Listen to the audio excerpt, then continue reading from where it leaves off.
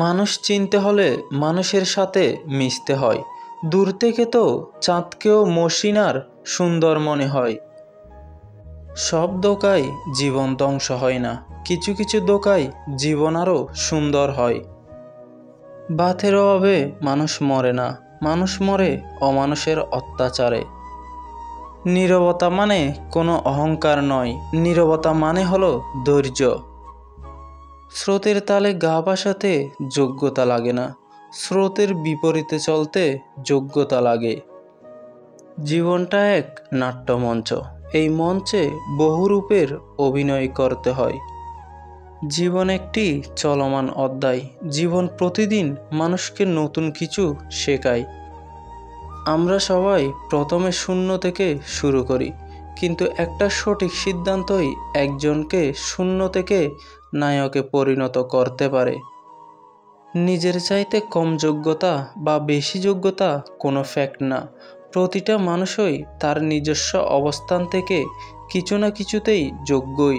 মানুষকে বরং মূল্যায়ন করা উচিত তার আচরণ অনুযায়ী।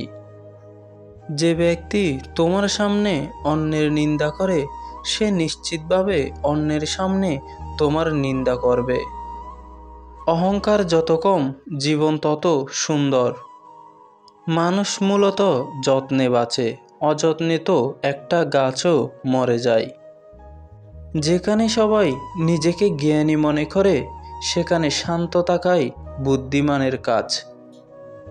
কষ্ট, পরিশ্রম আর ধৈর্য কখনো বৃথা যায় না, এরা আপনাকে সঠিক সময়ে সঠিক উপহার দেয়। মৃত্যুর চেয়ে কঠিন হচ্ছে জীবন, কেননা দুঃখ, কষ্ট, বিপদ আপদ কেবল জীবনেই ভোগ করতে হয়, মৃত্যু তা থেকে মুক্তি দেয়। জীবনে কেউ চিরকাল পাশে থাকে না, স্বার্থ ফুরিয়ে গেলে তোমার মূল্য হয় ফলবিহীন গাছের মতো। কিছু গল্পের ইতি থাকে না, মাঝপথেই তার সমাপ্তি হয়ে যায়। পায়ে লাগা আঘাত যেমন আমাদের সাবধানে হাঁটতে শেখায়, ঠিক তেমনি মনের আঘাত জীবনে আমাদের ভালো করে বাঁচতে শেখায়। ভার্চুয়াল লাইফে নিজেকে প্রমাণ করার কোনো দরকার নেই, এখানে নেট অফ করলেই আপনাকে কেউ চিনবে না। রিয়েল লাইফে নিজেকে প্রতিষ্ঠিত করুন, যেন মানুষ ডাটা অন করে আপনাকে খুঁজে।